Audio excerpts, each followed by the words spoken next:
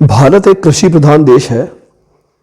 देखा गया है प्राचीन काल से ही भारत में कृषि से संबंधित अनेकानेक अवशेष प्राप्त हुए हैं, जो दिखाता है कि प्राचीन और प्राचीनतम कालों से भारत में कृषि एक प्रधान व्यवसाय के रूप में की जाती रही है।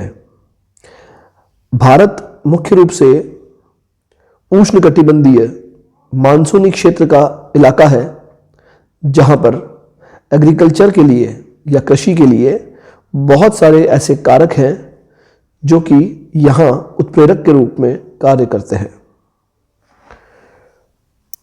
हेलो, नमस्कार and welcome to geography. My name is Siddharth. आज हम लोग भारत के भूगोल में ही अगला सेगमेंट एग्रीकल्चर या कृषि के विषय में चर्चा करेंगे। कृषि भारत के भूगोल में एक बहुत महत्वपूर्ण पार्ट है। ज्योग्राफी में कृषि के लिए अलग से भूगोल है, जिसे एग्रीकल्चर ज्योग्राफी या कृषि भूगोल भी कहते हैं। आप सभी लोग मोस्ट कॉमनली डायरेक्टली और इनडायरेक्टली एग्रीकल्चर से परिचित हैं। तो भारत में कृषि के विषय में हम लोग कई सारी बातचीत आज करने जा रहे हैं। एक या दो अथवा 3 वीडियो के माध्यम से हम लोग इस टॉपिक को कवर करेंगे। कृषि प्रदेशों के विषय में मुख्य रूप से चर्चा मैं करना चाहता हूं आपसे। उससे पहले थोड़ा बहुत कृषि को समझा जाए तो मैं आपसे एक कॉमन चीज जो एग्रीकल्चर को ज्योग्राफी से जोड़ती है के बारे में चर्चा करूं। तो क्यों ऐसा है कि भारत में एग्रीकल्चर इतना इंपॉर्टेंट है? क्यों ऐसा है कि वर्षों से एग्रीकल्चर, चाहे हम लोग प्राचीन काल की बात करें या वर्तमान की बात करें, एग्रीकल्चर हमारे देश में बहुत महत्वपूर्ण रहा है। चाहे फिर हम लोग सिंधु घाटी सभ्यता की बात करते हैं अथवा विभिन्न कालों की, तो हमें एग्रीकल्चर से संबंधित कई सारे प्रमाण या साक्ष्य देखने को मिलते हैं कि इस क्षेत्र में, इस जमीन पर उस काल से आज तक एग्रीकल्चर बहुत महत्वपूर्ण व्यवसाय के रूप में किया जाता रहा है। इसके विषय में कई सारे एस्पेक्ट हो सकते हैं।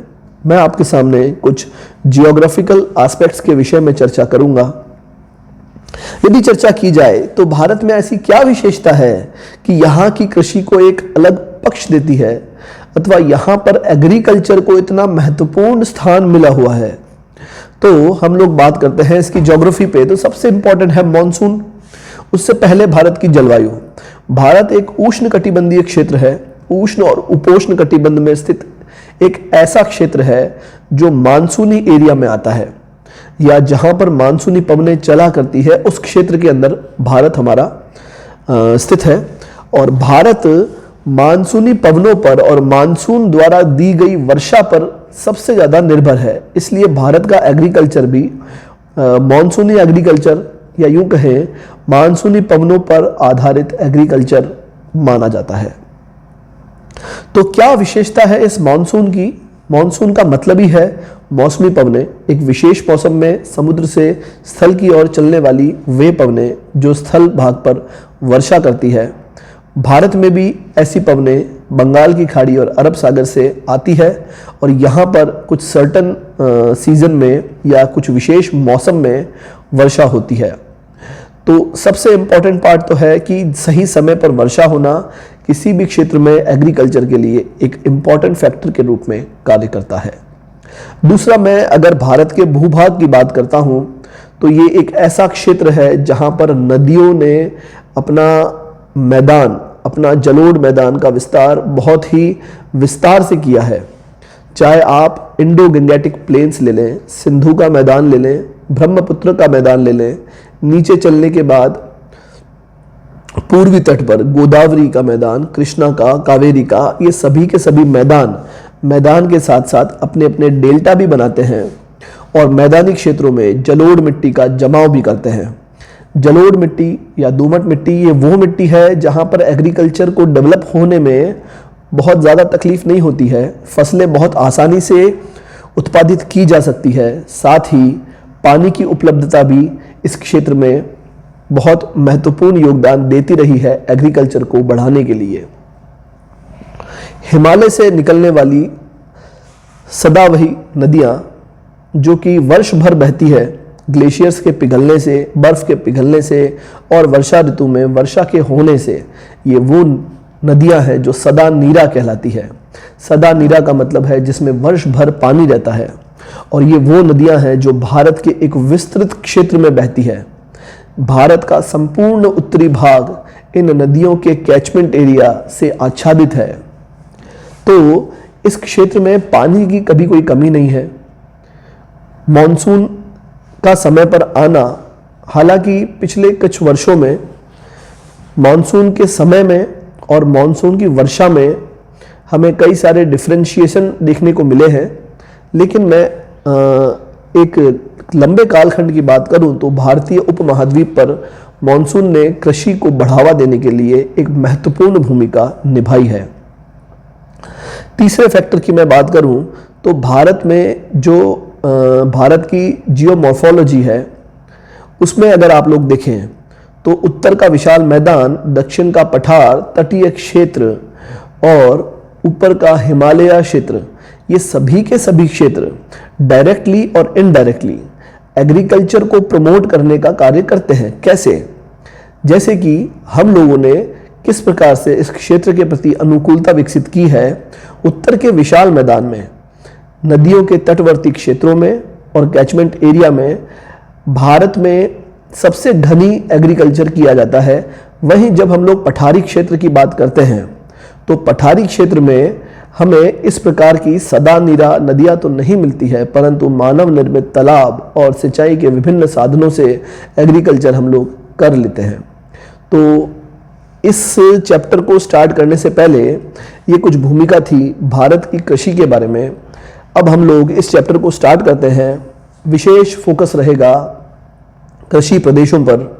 तो चलिए शुरू करते हैं इस चैप्टर को, भारत में कृषि। तो अगर इसका बेसिक परिचय मैं आपको दे दूं तो कृषि भारतीय अर्थव्यवस्था की रीढ़ है। भारत में कृषि सिंधु घाटी सभ्यता के दौर से की जाती रही है। 1960 के बाद कृषि के क्षेत्र में हरित क्रांति के साथ एक नया दौर आया। सन 2007 में भारतीय अर्थव्यवस्था में कृषि से संबंधित कार्यों जैसे वानिकी का सकल घरेलू उत्पाद में हिस्सा 16.6% था। उस समय इस संपूर्ण कार्य के अंदर जितना रोजगार मिला हुआ था वो लगभग 52% था। यही प्रॉब्लम है सबसे बड़ी कि 52% लोग जिस कार्य में लगे हुए हैं उसका जीडीपी में हिस्सा मात्र 16.6% है। ये छिपी हुई बेरोजगारी को दिखाता है। भारत में कृषि की बात करें तो चूंकि इसकी श्रम शक्ति का लगभग 54 या 55% या 52% जो भी इसका हिस्सा है वो इस क्षेत्र में लगा हुआ है, इसीलिए इसे कृषि प्रधान क्षेत्र कहा जा सकता है। तो भारत में लगभग हम लोग जब इसके एरिया की बात करते हैं, इसके क्षेत्रफल की बात करते हैं, इसकी ज्योग्राफी की बात करते हैं, तो लगभग 15 कृषि जलवायु प्रदेश हम लोग यहाँ पर डिटरमाइन कर सकते हैं। क्योंकि कोई भी एक विशेष पौधा एक विशेष जलवायु की दशाओं में ही उग सकता है और अपना विकास कर सकता है।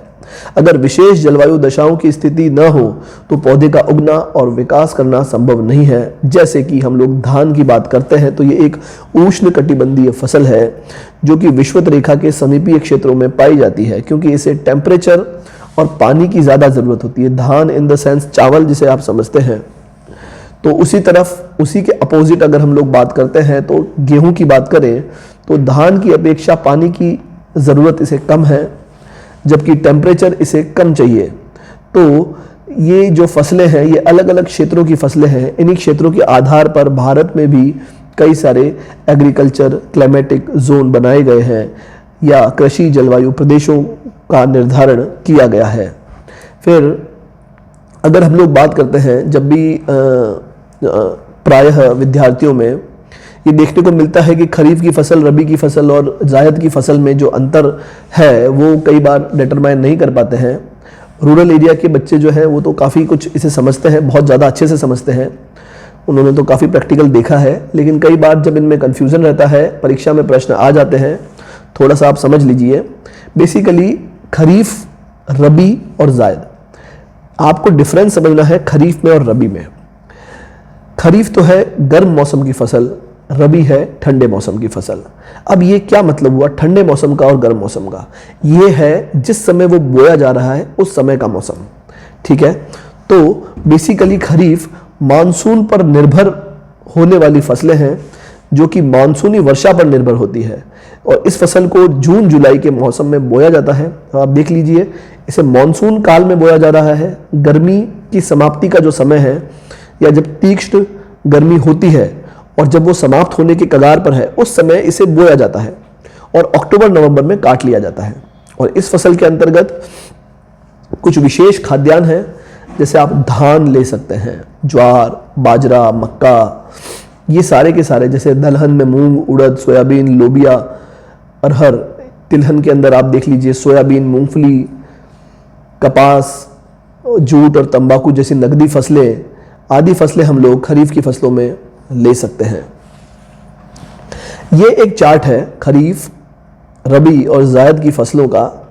तो आप देखिएगा, वर्षा ऋतु या मानसून काल जब शुरू होता है, जब वो फसल बोई जाती है, वो है खरीफ की फसल।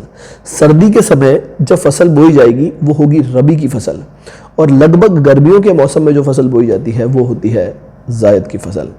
रबी की फसल जो है शीत ऋतु की फसल मानी जाती है। जैसा कि मैंने बताया, इसके बोने का समय शीत ऋतु का ही काल है। इसे अक्टूबर नवंबर में बोया जाता है और अप्रैल मई में इसे काट लिया जाता है। इसमें गेहूं इंपॉर्टेंट फसल है, जो मटर और चना दलहन के रूप में, तिलहन के रूप में सरसों, और नकदी फसलों में गन्ना इसकी प्रमुख फसल मानी जा सकती है। जायद की फसल की बात करें तो रबी की फसल की ऋतु और खरीफ की फसल की ऋतु के बीच बोई जाने वाली जो फसल है वो जायद की फसल कहलाएगी। ग्रीष्म ऋतु के मौसम शुष्क होने के कारण इस समय मुख्य रूप से ऐसे फसल उगाई जाती है जो पानी का अधिक से अधिक संचय करते हैं, ठीक है। इस फसल के अंतर्गत निम्नलिखित खाद्यान्नों को शामिल कर सकते हैं। आप देखिएगा, ऐसे फल या ऐसे उत्पाद जिनमें पानी ज्यादा होता है, तरबूज, खरबूज, खीरा, ककड़ी, ये सारी की सारी, और इन्हें थोड़ी सी सिंचाई की आवश्यकता होती है। मूंग और उड़द को भी इसी दौरान उगाया जाता है। तो प्रतियोगिता परीक्षा में कई बार डिफरेंशिएट करने के लिए अगर इस तरह के प्रश्न आते हैं, खरीफ की फसल, रबी की फसल, जायद की फसल में, तो आप कर सकते हैं डिफरेंशिएट। भारत में कई प्रकार की कृषि की जाती है, तो इस विषय में एक अलग से सेपरेट वीडियो बनाया जाएगा। फिलहाल मैं आपको थोड़े बहुत फैक्ट जो है एग्रीकल्चर के विषय में, कुछ फैक्ट्स हैं जो मैं आपको बता सकता हूं कि अगर आप देखें कि भारत में कृषि योग्य भूमि की उपलब्धता की दृष्टि से ये काफ़ी धनी देश रहा है। क्षेत्रफल का लगभग 47% भूभाग शुद्ध बोया गया क्षेत्र के अंदर आता है। क्लियर बात है। अगर हम लोग बात करें 50-51 की, सन 1950-51 में भारत का जो जीडीपी था उसमें एग्रीकल्चर का योगदान 52% था। आप देखिएगा 1951-52 में एग्रीकल्चर लगभग 50% के आसपास योगदान देता है। वहीं 2005, 6 और 7 के आसपास ये घट के 22% हो जाता है, और वर्तमान में ये घट के लगभग 16% या इससे भी कम रह गया है। तो ये हमारे लिए एक सोचने का विषय है कि हम लोग किस प्रकार से एग्रीकल्चर को एग्री बिजनेस के रूप में डेवलप कर सकते हैं। और यदि बात करें तो जलवायु की दृष्टि से, यदि आपसे कोई भी पूछ ले कि जलवायु की दृष्टि से भारत में किस जलवायु की फसलें सबसे ज़्यादा उगाई जाती है, तो आप ये देखिएगा भारत में मिक्स एग्रीकल्चर है, जहाँ पे उष्ण, उपोष्ण और शीतोष्ण सभी प्रकार के जलवायु फसलें भारत में ली जाती है। और अगर हम लोग भारत के अंदर की जाने वाली फसलों की बात करेंगे तो उसके लिए हम लोग एक सेपरेट वीडियो बनाएंगे। कौन से क्षेत्र हैं, किस प्रकार की एग्रीकल्चर है और किस प्रकार के एरिया उसके अंदर डिवाइड किए जाते हैं। इसके नेक्स्ट वीडियो में जो हमारा मेन फोकस है वो है कृषि प्रदेशों की, हम लोग उसके विषय में चर्चा करेंगे। मिलते हैं नेक्स्ट वीडियो में। Thank you very much.